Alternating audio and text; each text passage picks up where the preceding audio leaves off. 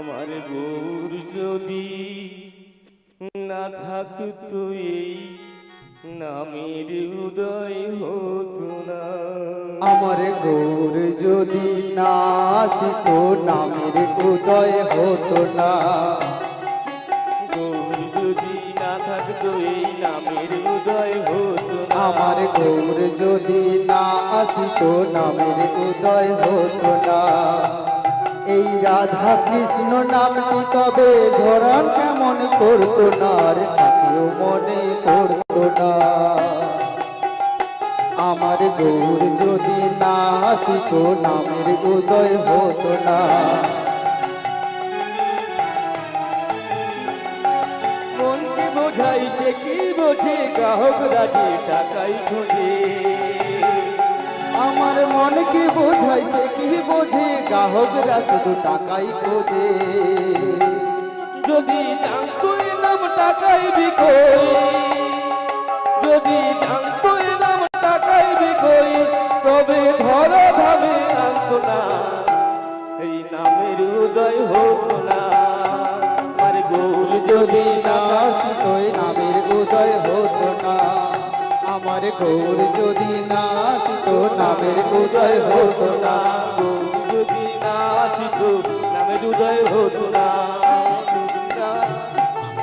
হতো না, গৌর যদি না আসিতো নামের উদয় হতো না। আচ্ছা মা, এই গানটি কি বলেছে? আমার গৌর যদি না আসিতো নামের উদয় হতো না। হতো কি? কিন্তু যদি গৌরাঙ্গ মহাপ্রভু জানতো আমার এই নাম নিয়ে 10,000, 15,000, 1 লাখ টাকা করে বিক্রি করে খাবে, তবে কিন্তু এই নাম ধরাধামে আনতোই। আনতো কি? আজকে এই অহংকারটা ওই রঘুনাথের মনের মধ্যেও জমে গিয়েছে। বলছে তুমি যে ভগবানের নাম করো, ওই ভগবানের নাম নিয়ে তো কীর্তনিয়ারা তো আজকে 70-80,000, 1 লাখ টাকা করে নেয়। কিন্তু আপনারা বলতে পারেন যে তুমি গ্রাহক বাবু উঠেছো, তুমি কি পয়সা করি নাও না? আমি নেই, আমাদের যেটা পারিশ্রমিক সেটাই নেই। তবে আমরা আপনাদের বলে দেই না, কারণ আমরা জানি একটি আসর তৈরি করতে, একটি হরিনামের মহামিলন মেলা উৎসব তৈরি করতে কতটা কষ্ট হয়, কতটা মনের মধ্যে যন্ত্রণা নিয়ে আজকে দাঁড়ে দাঁড়ে গিয়ে বলো তোমরা মাধুকুরি করো। কিন্তু এই মাধুকুরির কথাটা যদি ওই বড় কীর্তনিয়ারা যদি জানতে পারে, তবে ওরা কখনো আর বড় হবে না। ওরা অহংকারে, ওদের মধ্যেও মায়ত্বটা রয়ে গিয়েছে, ঠিক ওই রঘুনাথের মতো। আজকে রঘুনাথ বলছে আমি তোমার ভগবানের সেবা পুজোর প্রসাদ সেবা করব না। বলছে কেন?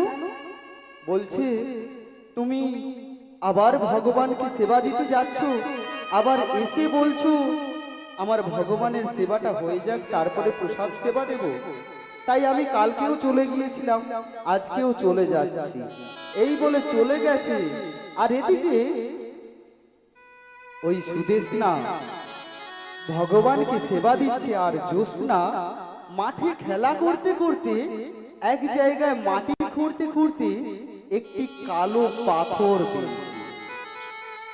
যেই না পাথরটি পেয়েছে, ওই ছোট্ট মেয়েটি ওই পাথরটি নিয়ে এসে মা জ্যোৎস্নাকে, সুদেশনাকে বলছে মা, ও মা দেখো না, এই পাথরখানা দেখো কত সুন্দর লেগেছে। বলছে পাথরটা চেনা চেনা লাগছে। বলছি দাঁড়া, আমি একটু জল দিয়ে ভালো করে পাথরটা ধৌত করব। ভালো করে জল দিয়ে ধৌত করে দেখছে ওই পাথরের মধ্যে কিছু একটা ছবি আঁকা রয়েছে, কিন্তু কি ছবি আঁকা রয়েছে সেটা বুঝতে পারছে না। আজকে ওই পাথরখানা নিয়ে গিয়ে ভগবানের আসনে রেখে দিয়ে দেখছে ভগবান নারায়ণ শিলার কেমন রূপ।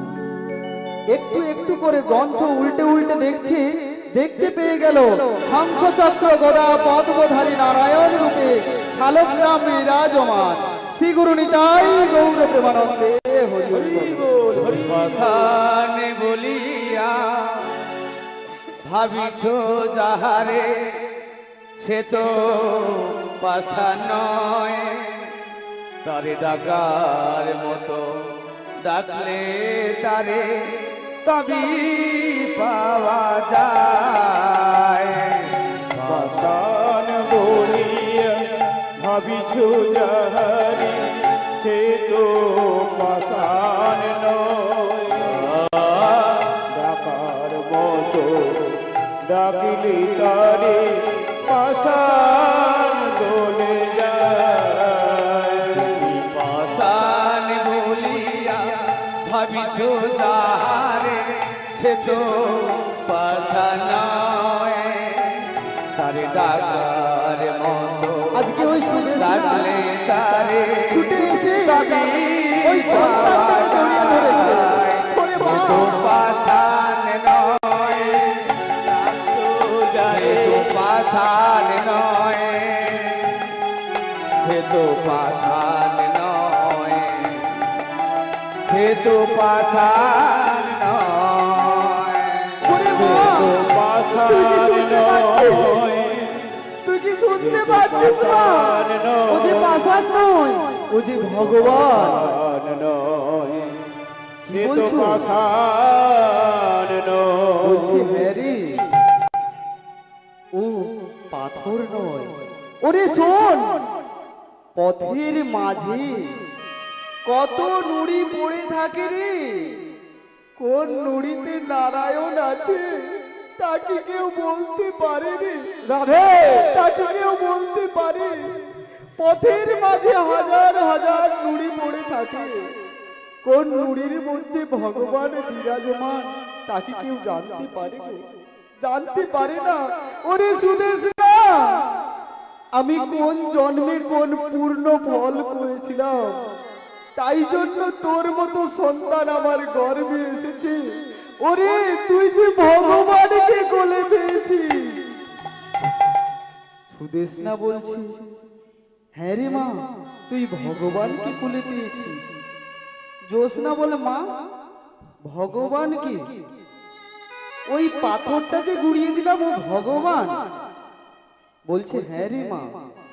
বলছে আমি জানি না। বলছে তুই লেখাপড়া তো শিখবি না, বাবা তো তোকে মূর্খ করে রেখেছে। এই দেখ গন্ধি শালগ্রাম শিলার নারায়ণ মানে চক্র নারায়ণ শিলারূপে বিরাজমান থাকে। তুই এই যে পাথরটি গুড়িয়েছিস না, এ পাথর সবাইয়ের ভাগ্যে জোটে না রে। ওরে ভগবান দর্শন, ভগবানের প্রসাদ সেবা, ভগবানের অমৃতময় বাণী সবাইয়ের কর্ণে প্রবেশ করে না, সবাইয়ের বদনে উচ্চারণ হয় না, আর সবাই প্রসাদ সেবা করবে বললেও সেবা করতে পারে না।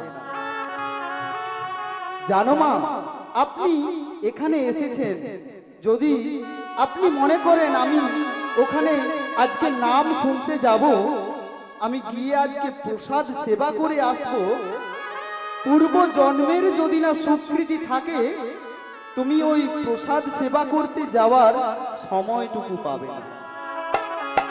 আজকে মায়ার সংসারের কাজে জড়িয়ে পড়বে। আপনি আজকে যে আপনারা এখানে এসেছেন, এটা কি একদিনের সম্ভব হয়েছে মা? এই যে আপনারা এসে এখানে যে এক মনে যে ভগবানের ভক্তের রূপ কথা সাধন করছেন, এটা এক জন্মের নয় মা।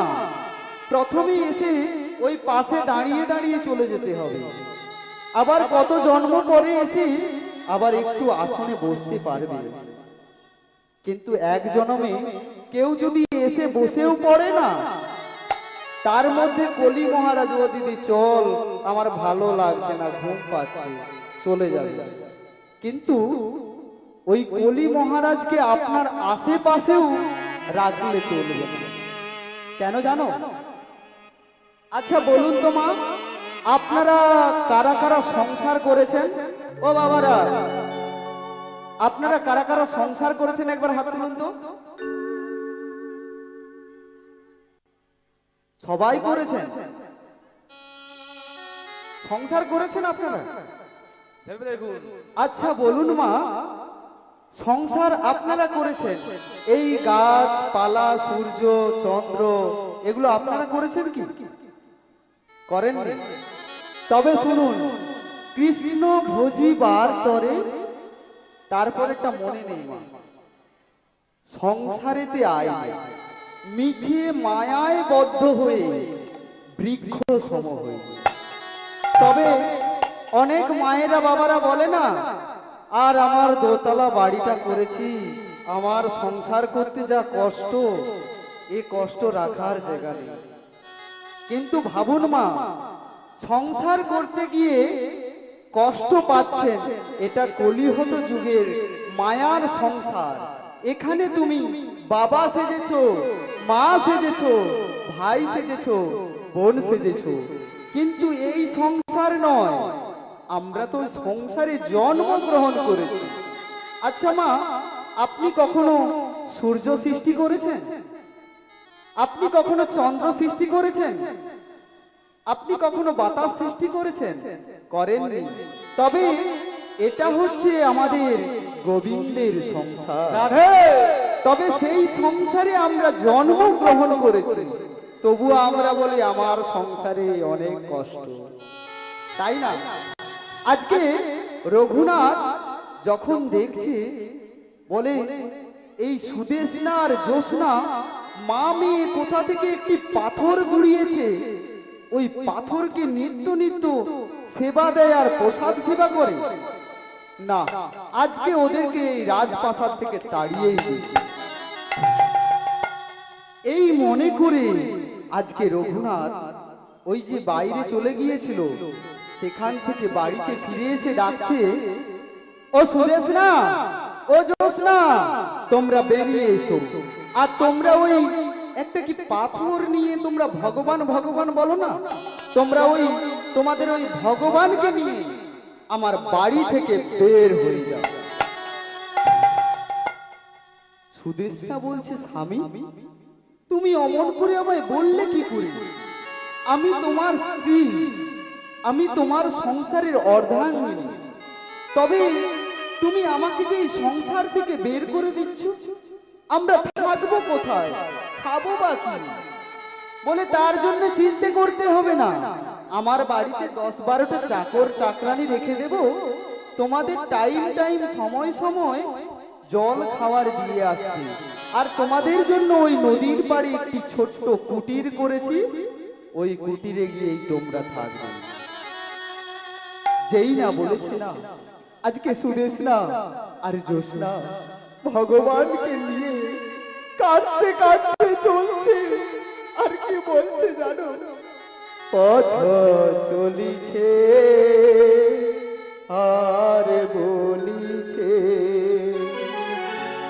পথ চলিছে আর বলিছে, পথ চলিছে আর বলিছে, পথ চলিছে আর বলিছে।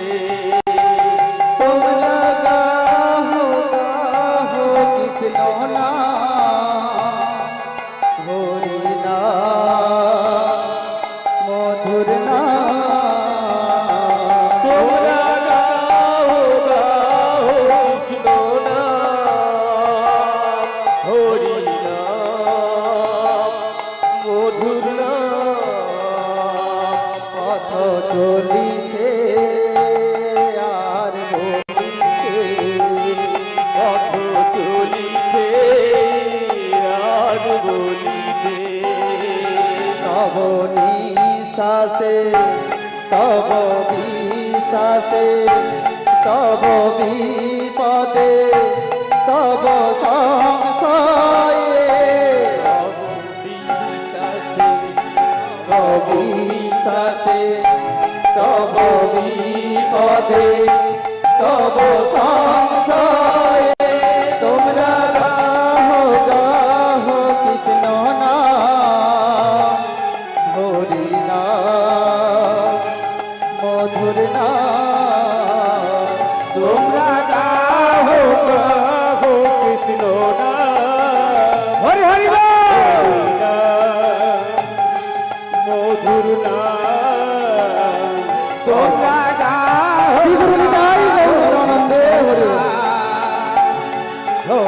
না মধুর না পথ চলিছে আর বলিছে, পথ চলিছে আর বলিছে। আচ্ছা মা, মেয়ে মানুষেরা বা মায়েরা সব সময় ভাববেন যে জায়গাটাতে যায় সেই জায়গাটাকে নিজের মনের মতো করে সাজিয়ে নেয়, তাই তো? একটা কথা ভেবে দেখুন, ছোট্টবেলা থেকে বাবার বাড়িতে একটি মেয়ে বড় হয়, তারপরে বড় হয় মানে স্বামীর বাড়িতে মৃত্যু দিন পর্যন্ত। কিন্তু স্বামীর বাড়ি থেকে আসার সময় বলে আমি বাবার বাড়ি যাচ্ছি। কিন্তু একটি ছেলে কি যেতে পারে বাবার বাড়িতে? পারে না। কারণ মেয়েদের মধ্যে ভগবান এমন একটি শক্তি দিয়েছে, ওরা সকল কিছু সহ্য করে তবুও ভগবানকে ডাকতে পারে। রাধে ওদের মনটা পাথরের থেকেও শক্ত এবং তুলোর থেকেও নরম। যাকে আঘাত করলে সহ্যও করতে পারে, আবার কাঁচের মতো টুকরো টুকরো হয়ে যেতেও পারে। হরি বল, হরি বল। তাই আজকে সুদেশনা ওই জ্যোৎস্নাকে নিয়ে নদীর পাড়ে ছোট্ট কুটিরে ভগবানকে সেবা দেয়।